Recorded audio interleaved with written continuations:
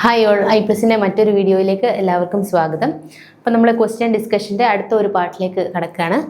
അടുത്ത question: the rate of rise or fall of a road surface along its alignment is called. അപ്പോൾ along the alignment അല്ലേ, longitudinal axis നോക്കുകയാണെങ്കിൽ അവിടെ ഉണ്ടാകുന്ന rise and ഫോളിനെ നമ്മൾ വിളിക്കുന്ന പേരെന്താണ്? Option A gradient, option B super elevation, option C camber, option D banking. അപ്പോൾ ഈ കേംബറും ബാങ്കിങ്ങും എല്ലാം സൂപ്പർ എലവേഷനും എല്ലാം നമ്മൾ നോക്കിയാൽ അതിൻ്റെ ക്രോസ് വിഡ്ത്ത് വൈസ് നമ്മൾ നോക്കുന്ന സ്ലോപ്പിനെയാണ്. അതേസമയം ലോഞ്ചിറ്റ്യൂഡിനൽ അല്ലെങ്കിൽ അലൈൻമെൻറ്റിൻ്റെ ഇതിൽ കൂടി വരുന്ന സ്ലോപ്പിനെ നമ്മൾ വിളിക്കുന്ന പേരെന്താണ്? ഗ്രേഡിയൻറ്റ് എന്നാണ്. Option A gradient. അടുത്ത question: the width of the top portion of a flat footed റെയിലിൻ്റെ top width.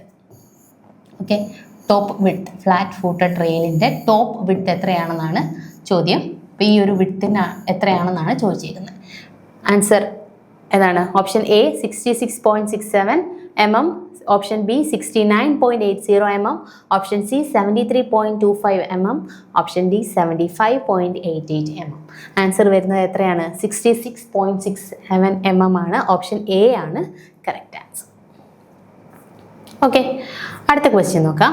The track from which the train divert is known as. അപ്പം ഏത് ട്രാക്കിൽ നിന്നാണോ ട്രെയിൻ ഡൈവേർട്ട് ചെയ്ത് പോകുന്നത് ആ ട്രാക്കിനെ എന്താണ് വിളിക്കുന്നത് എന്നാണ്. അതായത് നമ്മളിപ്പം ഓപ്ഷൻ എ എന്ന് പറയുന്നത് turn out, option B main line, option C crossing, option D point. അപ്പോൾ ഇത് ഒരുപാട് പേർക്ക് തെറ്റി. കാരണം ഈ track from which train divert ആ ഒരു അറേഞ്ച്മെൻ്റ് ആണ് പലർക്കും മനസ്സിൽ വന്നത്. ആ ഒരു അറേഞ്ച്മെൻറ്റിനെ വിളിക്കുന്ന പേര് ടേൺ ഔട്ട് എന്നാണ്. എന്നാൽ ഇത് മെയിൻ ലൈൻ ആണെന്ന് വിചാരിക്കുക. ഈ മെയിൻ ലൈനിൽ നിന്നും ട്രെയിൻ എങ്ങനെയാണ് ഡൈവേർട്ട് ചെയ്ത് മറ്റൊരു ബ്രാഞ്ച് ലൈനിലേക്ക് പോവുകയാണ്.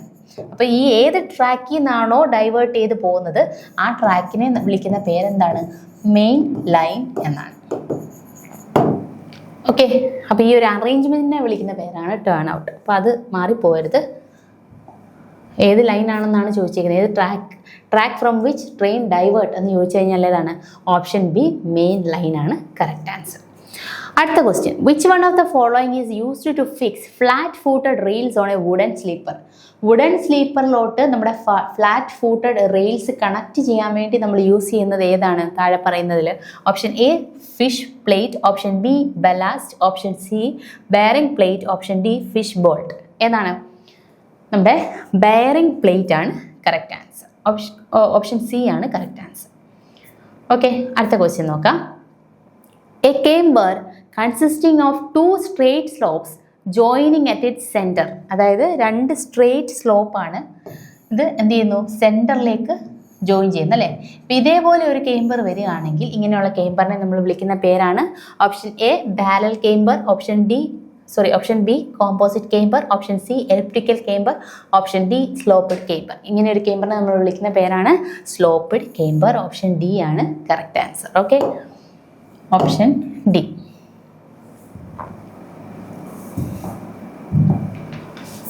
ഓക്കെ, അടുത്ത ക്വസ്റ്റ്യൻ നോക്കാം. The diameter of longitudinal bar of column should not be less than. അതായത് നമ്മുടെ കോളത്തിൽ നമ്മൾ കൊടുക്കുന്ന റെയിൻഫോഴ്സ്മെൻറ്റ് അല്ലെങ്കിൽ ലോഞ്ചിറ്റ്യൂഡിനൽ ബാറിൻ്റെ ഡയമീറ്റർ മിനിമം എത്രയെങ്കിലും വരണം. മിനിമം എത്ര ഡയമെൻഷൻ വരണം. അപ്പോൾ അല്ലെങ്കിൽ എത്രയിൽ കുറയാൻ പാടില്ല.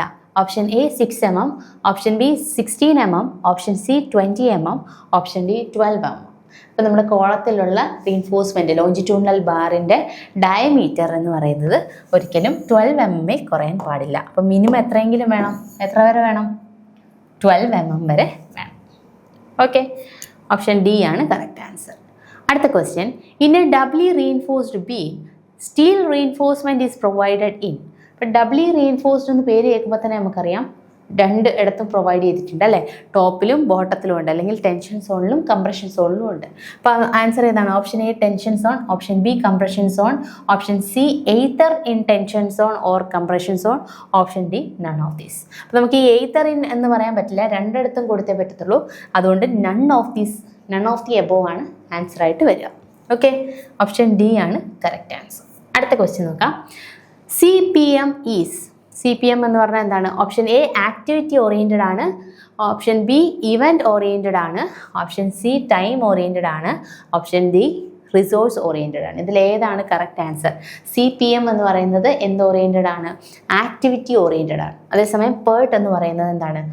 PERT എന്ന് പറയുന്നതിൻ്റെ അകത്തിൽ ഇ ഉണ്ടല്ലേ, അപ്പോൾ അത് ഇവൻറ്റ് ഓറിയൻറ്റഡ് ആണ്. ഇവൻറ്റ് ഓറിയൻറ്റഡ് ആണ്. അപ്പോൾ രണ്ടും ഓർത്തിരിക്കുക, CPM ഉം PERT ഉം. ഓക്കെ, അടുത്ത ക്വസ്റ്റ്യൻ നോക്കാം. A bar chart is drawn by. Bar chart എന്ന് പറഞ്ഞാൽ എന്താണ്?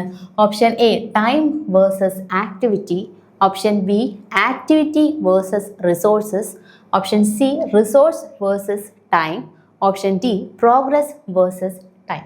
അതായത് നമ്മൾ ഈ ബാർ ചാർട്ടൊക്കെ ഉണ്ടാക്കുന്നതെന്ന് പറഞ്ഞാൽ നമ്മുടെ ആക്ടിവിറ്റി എന്താണോ, ഏത് ഓർഡറിലാണോ നടക്കുന്നത്, ടൈമിനനുസരിച്ച് അല്ലേ, ടൈമിനനുസരിച്ച് ആക്ടിവിറ്റി എങ്ങനെയാണ് നടക്കുന്നത് എന്നുള്ളത് കാണിക്കാൻ വേണ്ടിയിട്ടാണ് നമ്മൾ ബാർ ചാർട്ട് ഉണ്ടാക്കുക. അപ്പം അതിൻ്റെ ആക്സിസ് എന്ന് പറയുന്നത് എന്തായിരിക്കും? ടൈം വേഴ്സസ് എന്തായിരിക്കും? ആക്ടിവിറ്റി ആയിരിക്കും. ഓക്കെ, ഓപ്ഷൻ എ ആണ് കറക്റ്റ് ആൻസർ. അടുത്ത ക്വസ്റ്റ്യൻ നോക്കാം. Bulk density of a soil is defined as the ratio of. Bulk density എന്ന് പറഞ്ഞാൽ എന്താണ്? ബൾക്ക് ഡെൻസിറ്റി ഗാമ എന്ന് പറഞ്ഞാൽ എന്താണ്? ഈ സോയിലിൻ്റെ ടോട്ടൽ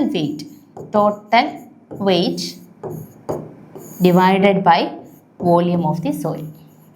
അപ്പോൾ ആൻസർ ഏതാണ്? Total mass of the soil to the total volume of the soil, weight of water to the weight of the soil, അല്ലെങ്കിൽ unit weight of the soil to the unit weight of water, അല്ല weight of solid to the volume of the solid. ഇതിലേതാണ് correct ആയിട്ട് വരിക?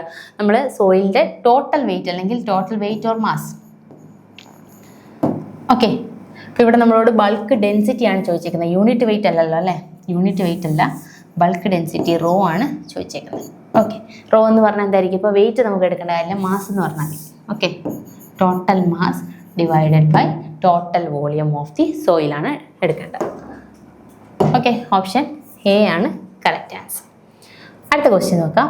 If W is the water content and gamma is the unit weight of soil mass and then the unit weight of dry soil gamma D is equal to. Gamma ഡിയുടെ equation നമ്മൾ പഠിച്ചിട്ടുണ്ട്. എന്താണ്? Gamma dry equal to gamma divided by 1 + W. ഈ W എന്ന് പറഞ്ഞാൽ എന്താണ്? Water content ആണ്. അതുപോലെ ഗാമ എന്ന് പറഞ്ഞാൽ എന്താണ്? യൂണിറ്റ് വെയിറ്റ് ആണ്. അതുപോലെ ഗാമ ഡി എന്ന് പറഞ്ഞത് ഡ്രൈ യൂണിറ്റ് വെയിറ്റ് ആണ്. ഓക്കെ, അപ്പോൾ അതിൻ്റെ ആൻസർ എന്താണ് വരിക? Gamma divided by 1 + W. Option C ആണ് കറക്റ്റായിട്ട് വരുന്നത്. Okay, option C. അടുത്ത ക്വസ്റ്റ്യൻ നോക്കാം. The section in which concrete is not fully stressed to its permissible value when the stress in the steel reaches its maximum value is called. അതായത് നമ്മുടെ ഒരു concrete section എടുത്തു കഴിഞ്ഞാൽ ആ സെക്ഷനിലെ steel എന്ന് പറയുന്നത് അതിൻ്റെ മാക്സിമം വാല്യൂവിലെത്തി അല്ലേ, അവിടുത്തെ സ്റ്റീലിലെ സ്ട്രെസ് മാക്സിമം വാല്യൂവിലെത്തി. അതേസമയം അവിടുത്തെ concrete in which concrete is not fully stressed, അങ്ങനെ ഒരു കണ്ടീഷൻ വരുവാണെങ്കിൽ നമുക്ക് അതിൽ നിന്ന് എന്ത് മനസ്സിലാക്കാം? സ്റ്റീൽ സെക്ഷൻ മാക്സിമം വാല്യൂവിൽ സ്ട്രെസ്ഡ് ആണ് എന്ന് പറഞ്ഞു കഴിഞ്ഞാൽ അതിനർത്ഥം എന്താ? അവിടുത്തെ റീഇൻഫോഴ്സ്മെൻറ്റിൻ്റെ വാല്യൂ കുറവായിരിക്കും, അല്ലെങ്കിൽ ആ സെക്ഷൻ എന്ന് പറയുന്നത് അണ്ടർ റീഇൻഫോഴ്സ്ഡ് ആയിരിക്കും. അപ്പോൾ അവിടുത്തെ ഓപ്ഷൻ നോക്കി. Option A balanced section, option B over reinforced section, option C under reinforced section, option D critical section. ഏതായിരിക്കും? സ്റ്റീല് മാക്സിമം വാല്യൂവിൽ എത്തിയെങ്കിൽ അവിടുത്തെ റീഇൻഫോഴ്സ്മെൻറ്റ് കുറവായിരിക്കും, അല്ലെങ്കിൽ അണ്ടർ റീഇൻഫോഴ്സ്ഡ് സെക്ഷൻ ആയിരിക്കും. ഓപ്ഷൻ സി ആണ് കറക്റ്റായിട്ട് വരുന്നത്. ഓക്കെ, അടുത്ത question. The longitudinal shearing stress acting on the surface between the steel and concrete is called. അപ്പം നമുക്കറിയാം, നമ്മൾ കോൺക്രീറ്റിനിടയിൽ എന്ത് കൊടുക്കും? റീഇൻഫോഴ്സ്മെൻറ്റ് കൊടുക്കാറുണ്ട്. അപ്പോൾ ഈ റീഇൻഫോഴ്സ്മെൻറ്റും സറൗണ്ടിങ്ങിലുള്ള കോൺക്രീറ്റും തമ്മിൽ ലോഞ്ചിറ്റ്യൂഡിനലി ഉണ്ടാക്കുന്ന ആ ഒരു ഷിയറിംഗ് സ്ട്രെസ്സിനെ നമ്മൾ വിളിക്കുന്ന പേരെന്താണ്? ഇത് രണ്ടും തമ്മിലൊരു ബോണ്ട് ഉണ്ടല്ലേ, ഈ ബോണ്ടാണ് കാരണമാണ് അവിടെ സ്ട്രെസ് ഉണ്ടാകുന്നത്, അല്ലെങ്കിൽ അതിനെ ബോണ്ട് സ്ട്രെസ് എന്ന് നമ്മൾ വിളിക്കാറുണ്ട്. അപ്പോൾ ഓപ്ഷൻ നോക്കി. Tensile stress, option B compressive stress, option C bond stress, option D hoop stress. ഏതാണ് വരിക? ബോണ്ട് സ്ട്രെസ് ആണ് വരിക. ഓപ്ഷൻ സി ആണ് കറക്റ്റ് ആൻസർ. ഓക്കെ, അടുത്ത ക്വസ്റ്റ്യൻ നോക്കാം. The section of A beam having greater width at its top in comparison to the width below the neutral axis. Neutral ആക്സിസിന് താഴത്തെ വെച്ച് നോക്കുകയാണെങ്കിൽ ടോപ്പിൽ ഏറ്റവും കൂടുതൽ വിഡ്ത്ത് വരുന്നത് ഏത് സെക്ഷൻ ആണെന്നാണ് ചോദ്യം. നമുക്ക് ഇവിടെ തന്നിരിക്കുന്നത് ക്രിട്ടിക്കൽ സെക്ഷൻ എന്നൊരു ഓപ്ഷൻ തന്നിട്ടുണ്ട്. Option B T section, option C L section, none of the above. അപ്പോൾ ഇതിനകത്തിലെ ടി സെക്ഷൻ നോക്കുവാണെങ്കിൽ, ടി സെക്ഷൻ വരികയാണെങ്കിൽ ഇവിടെയാണ് ന്യൂട്രൽ ആക്സിസ്. ന്യൂട്രൽ ആക്സിസിന് താഴെ വരുന്ന വിഡ്ത്ത് എന്ന് പറഞ്ഞാൽ കുറവല്ലേ compared to the above section above the neutral axis. അപ്പോൾ അതുകൊണ്ട് ഇവിടെ ആൻസർ എന്താ വരിക? ടി സെക്ഷൻ ആണ് കറക്റ്റായിട്ട് വരിക. ഓപ്ഷൻ ബി ആണ് കറക്റ്റ് ആൻസർ. ഓക്കെ, ഇത്രയും ക്വസ്റ്റ്യൻസ് മനസ്സിലായെന്ന് വിചാരിക്കുന്നു. Thank you so much.